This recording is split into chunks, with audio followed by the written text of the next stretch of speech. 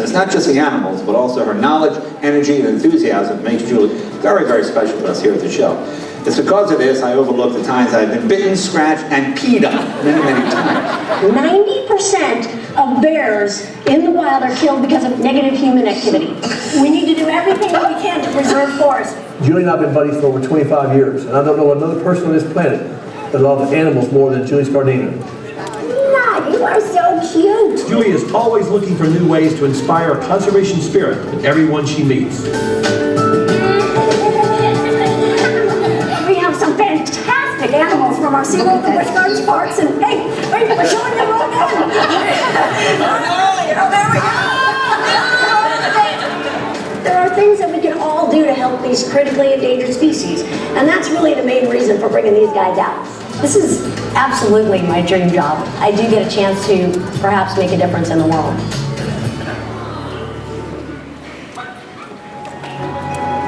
Ladies and gentlemen, thank you for joining us for Wild Days at SeaWorld.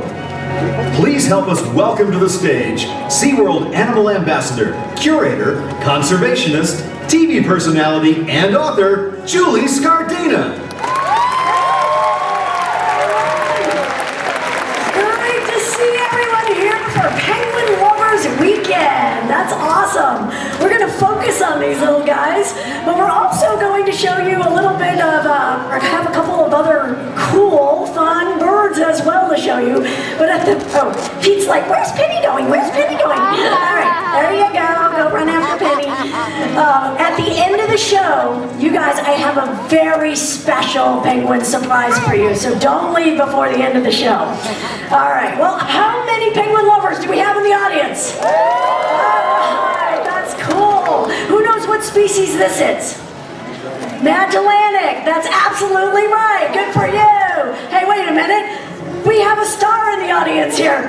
Did you guys like that penguin video that you saw? Laura and McKenna right there, and TJ actually starred in that. So great to have you guys here with us today. You guys did a phenomenal job. All right, so Laura, no more answering penguin questions. All right. So, how many species, not Laura, of penguins are there? Does anybody know? 18. 18, very good, that's awesome. They range in size from the large emperor penguin, which stands about 3 feet tall, to the tiny fairy penguin, which is found off of New Zealand and Australia. These guys are found off of South America. So while the Antarctica cold weather penguins have to survive the windiest, coldest, harshest environment on Earth, they're all adapted to be able to do that. These guys, the Magellanic Penguins, since they live off the coast of South America, Chile and Argentina, the Falkland Islands, they have to be able to withstand both warm and cold temperatures. That's actually a little bit harder, because, you know, they have to have both types of adaptations. So, in order to stay warm, one of the things that penguins do, well, they're well adapted because they have more feathers per square inch than any other bird. And if they want to cool off, which the Magellanics do, they have a patch of featherless area right by their beak, right by their eye. You might be able to see it there. And that patch actually allows them to dissipate heat. And when they are hot, that patch will get red, just like when we flush. We're dissipating heat from our body. So we get rid of that heat by having the vessels at the surface dilate. They can do that. Another way to stay both warm and cold is to have your own little house, right? Who all here lives in a house? Yeah. Okay, good. Because they have to build their own house. It's called a burrow. They use their feet and their beak to kind of dig into a burrow underground, sometimes in their own guano even, which is why it's important to keep the native habitat that they live in intact, because they actually do burrow into that guano because it's a nice consistency. But they dig a burrow so that they can protect themselves both from the harsh weather and from the warm weather as well. And if it really gets hot, there's always one thing you can do, right? Who goes swimming when it gets too hot? Yes, we all like doing that, don't we? So that's how Pete and Penny kind of survive both of those extremes. But you know what? TJ and Laura, our penguin experts that are with us today, It's because they have this expertise that we've been able to help penguins, not just the ones that we care for here at the park, but to help penguins around the world in need. And one of the biggest opportunities to be able to do that was for a huge oil spill off the coast of South Africa in the year 2000. And I have a little video that tells you the story about the treasure oil spill.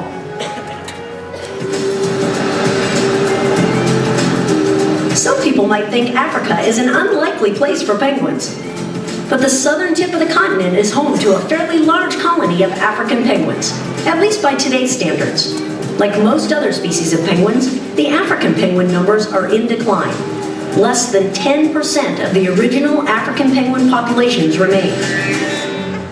June 23, 2000 marked a tragic day off the coast of Cape Town, South Africa, when an ore carrier called the Treasure developed a hole in the hull and sank 6 miles offshore. 2 of its fuel tanks ruptured, spilling over 1,000 tons of oil, and the resulting slick quickly hit Robben and Dasson Islands, both major breeding sites for African penguins. And to make matters worse, the spill occurred in the middle of the penguins' breeding season, putting thousands of birds at risk. This was to become the biggest evacuation and rescue attempt of wild birds in history.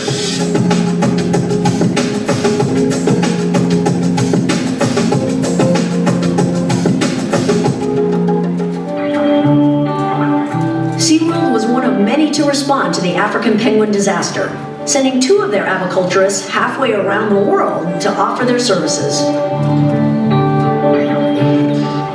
It was a long haul for both the animals and the people, but in the end, a remarkable contribution to penguin conservation. And you know, believe it or not, all 20,000 penguins, as well as 700 chicks, that up until the time when our aviculturists went and said, you know what, we've raised chicks before, we can help rescue the chicks as well, because people didn't know what to do and how to raise those chicks until we had zoological experts go there and say, we can help. Those chicks were monitored and tracked, and it is found that the survival rate for those chicks was super high, and that since then they have had chicks of their own. So it was a fantastic effort on behalf of many people around the world, but specifically the expertise of many zoological professionals, including our very own here from SeaWorld. So thanks, guys, and thanks, Pete and Penny, for joining us today. Watch, she'll follow him up. Hey, where are you going? Wait for me. Hey, stop. All right. Well, speaking of rescues, I wanted to highlight a couple of other rescues as well. We work with many organizations around the world besides doing our own rescues here at SeaWorld. We've rescued 24,000 animals at SeaWorld, but we also support organizations like the Audubon Center for Birds of Prey, which is where little Henry came from. Henry is one of the smallest species of owl in the world. Anybody know what type of an owl it is? Great horned owl. Oh, you know what? We're going to have that great horned owl up next. But what species is this? Anybody want to give it another guess? It's not a burrowing owl, it's screech owl. Yeah, so there are eastern and western screech owls. This is an eastern screech owl. They're found all the way across the United States. And this is full grown. This is not a baby. So little Henry here was actually rescued after it was found. He was found after a storm. And what happened is it looks like he broke his beak in the storm after the fall. And unfortunately, he's got a little bit of a crossed beak, so it makes it much harder for him to hunt and forage for himself. So Audubon Center for Birds of Prey actually gave us a call and said, we've got a little bird here who needs a forever home. And we said, we've got a forever job for him if he'd like it, and that's as one of our precious animal ambassadors. So little Henry here is a great animal ambassador, because here's an example of an animal that could basically be living in your own, very own backyard.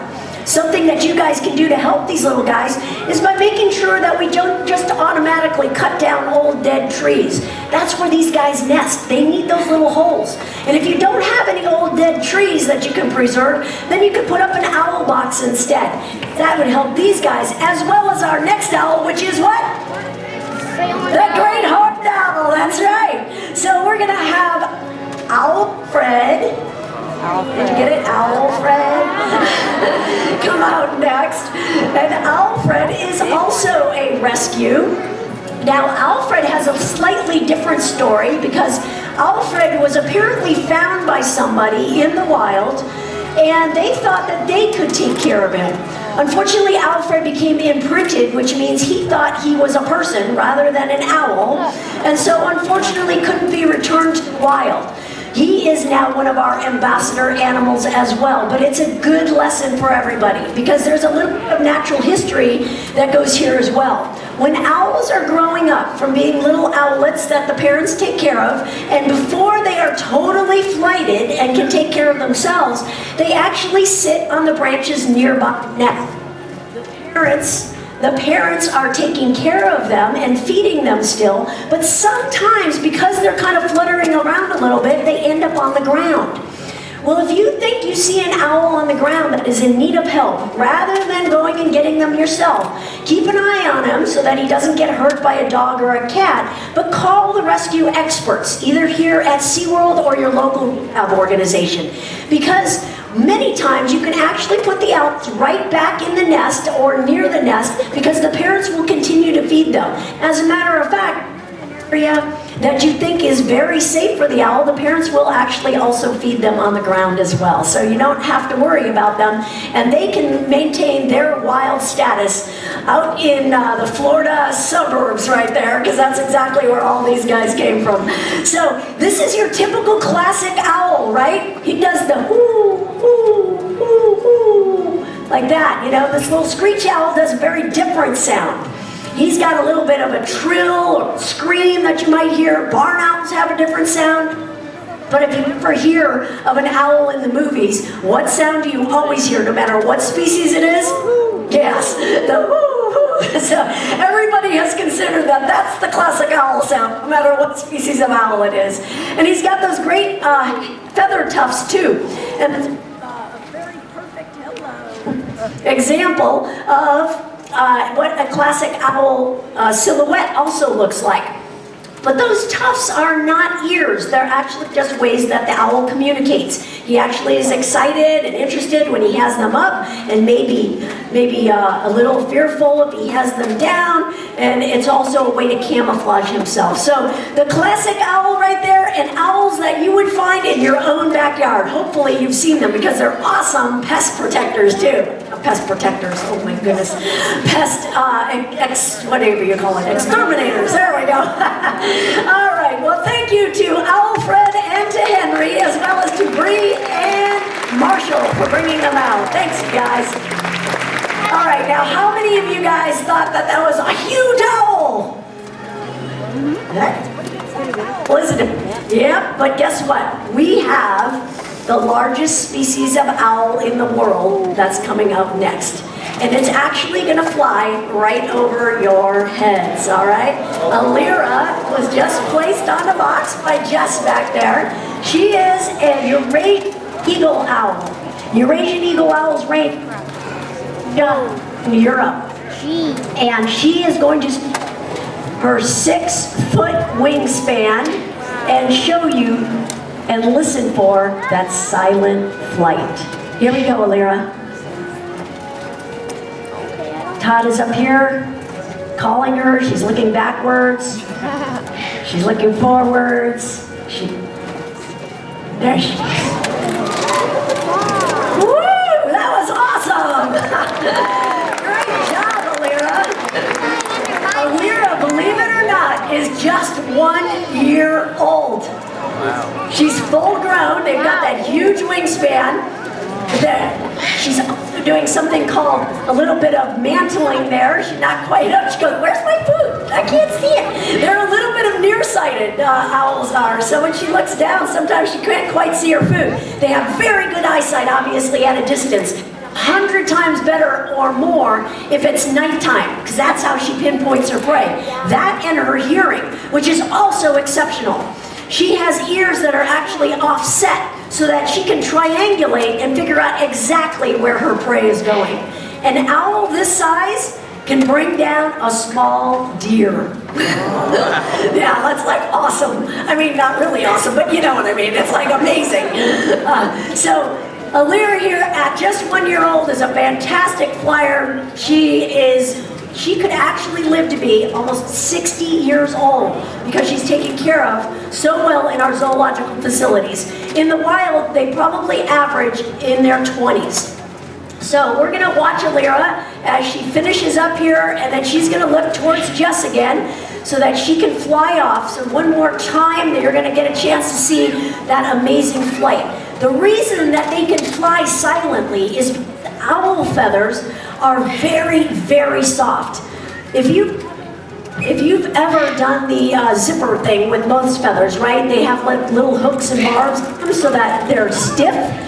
Owl feathers are very, very soft so that the wind basically, or the air basically just flows through them, and that's how they can fly so silently. So thank you, Alira, Jess, and Todd for bringing Alira out from SeaWorld in San Diego to show up for great behavior. All right, well now we're gonna go to our brown camouflaged owls that live in our own backyard, to one of the most flamboyant animals you have ever seen. Thank you so much. There we go, is that a little bit better? All right, we're gonna go listen for the back of the room, because here come the flamingos, right? Those adorable pink creatures, which are gonna make their way. Now, I love the flamingo parade because you know why? Because the flamingos love the flamingo parade. We open the door to the flamingo habitat, and we just ask, which ones want to go for a walk? And they all come running out. I want to go for a walk. And so we love it because they love it. And this is really enriching for them. They get a chance to see, oh, where are they going? Of course. They get a chance to go down through the aisles and get a chance to meet everybody. Now, a lot of people know a lot about flamingos. So there's a few things that I just wanted to point out. And one guy's like, hey, you go, you met us the wrong way. The males are slightly taller than the females, generally speaking. And these guys are all on the younger side, so they're just starting out, and that's why this is kind of particularly fun for them. And it's also fun for all of our trainers here, which are showing them, you see their really unusual and interesting beaks. I think most of you realize that they eat by putting their head down in the shallow water. They live in very shallow areas and in lakes and in wetlands in many different parts of the world. There's 6 different species of flamingos. These are Caribbean or American flamingos. One of the most colorful and one of the largest species. Where do they get their color? From the shrimp, but you know what it is? It's the beta-carotene, which is also found in carrots, which is what causes their color to be so pink like that. So they eat algae and the shrimp and other crustaceans that they eat, that all gives them that beta-carotene. So if you eat too many carrots, that's what you're gonna look like. A little bit. All right, well that was our flamingo parade. Thanks guys for joining us today. I love those guys.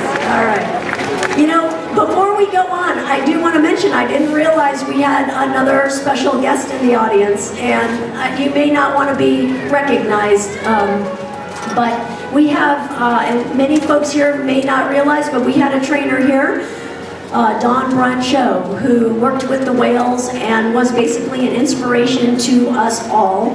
And unfortunately, we lost her about 5 years ago. And I would like to recognize that I see that her mom is here, Marion. So Marion, it's an honor to have you here. Thank you so much. It means a lot to me to see you in the audience. Thank you. Dawn was my inspiration.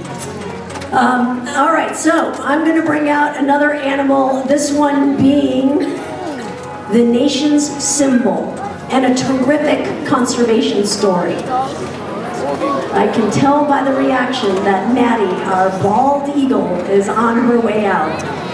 with Alex here. And okay, so I realized in the earlier show that we had a bit of confusion, so I've got to explain this, right? Because Maddie is a bald eagle, but it's not the big guy in blue, all right? Even though it's called a bald eagle, Maddie is the one with the white head, all right? But the Old English word for bald is actually, the Old English word for white is actually bald. So it gets a little, oh, she's gonna go. That's a good sign. Bloop. Oh, yes! Oh, did I call it or not? So Maddie here also has her rescue story, and I want to tell that story because she was blown out of the nest, kind of like little Henry there, and she broke her wing. And she was also rehabilitated here locally by Audubon Center for Birds of Prey. And they called us and said, you know, we have an eagle. This is a very special bird, and it needs very special care. And we know that you guys can provide it. And Alex here has been working with Maddie since she arrived, and they have a great relationship. Maddie trusts him and knows that he is going to take care of her, so she loves coming and being a part of these presentations. Bald eagles in general are great symbols for our country because they are so majestic. They live near rivers, lakes, and streams. They go fishing using those really strong talons where they can just grab a fish right out of that stream and bring it up onto land. They are monogamous. They have the same mate year after year, and in fact, use the same nest site year after year. And just like many of us want to make sure that our home is in the best condition possible, every year they redo, they add to it, they make it bigger and better because that's where they care for their young. And it's an important place that they do that. As a matter of fact, there was a pair of eagles that over a period of about 40 years, they used the same site. And scientists, they estimated and they weighed parts of this, they were able to weigh parts of this nest. Can you tell me how much you think that nest weighed that the scientists found? 400 pounds is a good guess. 200? Those are good guesses because those would be huge nests, right? Guess what? It was 4,000 pounds. 4,000 pounds. That's how important their home is to them. And that's why it's so important that we realize that we need to share this earth with animals like the bald eagle, and earlier with our flamingos and our owls and even our penguins. Because our actions as humans have a really big impact on whether animals are going to be able to survive or not. So there's a lot of things that we can do. Building birdhouses and keeping up old trees is just one. Making sure that we buy sustainably harvested resources like fish, because that will help the penguins, or wood, because that would help not only bald eagles, but all of our rainforest animals as well. Look for certified products. Make sure you don't use plastics when you don't need to, because so many plastics end up in the wrong spots. And many plastics are just one-time use, and that's almost the worst. You use a knife, a fork, a plate, a cup, one time, and then you throw it away. Guess what? That doesn't break down for hundreds and thousands of years in some cases. So think about the products and the materials that you use, and think about how we can make best decisions so that these animals can survive into the future. And Maddie is a great example of being able to make a difference for an animal that was once very nearly extinct, at least in the lower 48 states. But luckily, we paid attention to the fact that we were using pesticides that were affecting bald eagles and other birds of prey and other animals. We paid attention to the fact that we were losing habitat that they needed in order to survive and build those huge nests that they live in. We paid attention to the fact that we need to educate people that they are not competing with us, but they are living with us. And if we know all those things, and we can do that thing for a bald eagle and bring them back from being threatened to extinction, then we can do that for any other species that we want to and put our mind to. So just think about that next time you pick up that plastic fork or you drive a car and it's spewing smoke out the back, or you're turning on the water faucet unnecessarily, that those are the same resources and that's the same air that everybody breathes, and we can make small sacrifices so that animals as proud and as majestic as this can survive. So thank you, Alex, and thank you, Maddie, for being wonderful animal ambassadors. All right, so we're at the point where I'm going to bring out the absolute best special surprise you have ever seen, right? Okay, so I had the opportunity a few years ago to go to Antarctica. I've been fortunate enough to travel to every continent, see animals in the wild, and see how they are surviving and watch their conservation and the people that are helping them. But when I went to Antarctica, one thing was really clear, that these animals are in one of the harshest places on Earth, and they are surviving, even though it's a harsh world. And then I come back here and I see our Antarctic exhibit and go, wow, that's a really good recreation of what it's like down there. But you know what? Those birds inside are really pampered in comparison. Yeah, so you know what? We're gonna bring out one of our newest chicks right now. This is Cliff, a little rockhopper chick that is just 5 weeks old. He was hatched from parents right in our exhibit. And you know what, TJ, I've got to hold this microphone because the other one's not working, so we'll get some really good shots of Cliff here, just 5 weeks old. And you know what, I'm going to show you how he started. This is a rockhopper egg. So just 5 weeks ago, he hatched out of this thing, right? And how long do you think it's going to be before he's full grown? Another year, so yeah, that seems like it should be, right? But guess what? Yeah, in about 4 or 5 more weeks, he's gonna be full grown. Penguin chicks change so rapidly because they have to survive in a very harsh world. So if they don't get their waterproof down feathers, if they don't get big and strong so they can go out fishing for themselves, they're never gonna make it. So that's why penguins are very well cared for as best as possible by their parents. But what are their parents having to do? Their parents don't just go to the grocery store down the street. They've got to go fishing. And they have to go fishing sometimes really far. So they leave these chicks this size in creches. Now you saw that in the movie right before, the penguin video. They're called creches because all of the penguin chicks that are that same age all get together and they huddle together for protection. And then when the parents come back with the fish, they have to find their own chick and feed their own chick. And those are the ones that survive, the parents that make it out and back and out and back and out and back until these guys are old enough to survive on their own. So it better be fast because that's a lot of work. All right, well, you know what? We've had about a dozen different penguin chicks hatch out this season so far. You can see some of those over at Antarctica if you look really closely. And I am told by these penguin experts that a good place to look is at the big window. And that there are a couple of Gen 2 chicks that are actually underneath the parents right now that you can probably see at that window. There's also a king chick and a few others in there. And there's a penguin party that's starting at 3:30 to 5 today that is just for you guys, so you can go over there, and the Magellanic Penguins are out there. And little Cliff will be back being taken care of by his keepers at that point, but you might see TJ wandering around there a little bit. So, you know what? Thank you for coming and listening to all of our information about the animals today. Thank you most of all for being caring people who love animals and are going to do their best for the wildlife that we all share.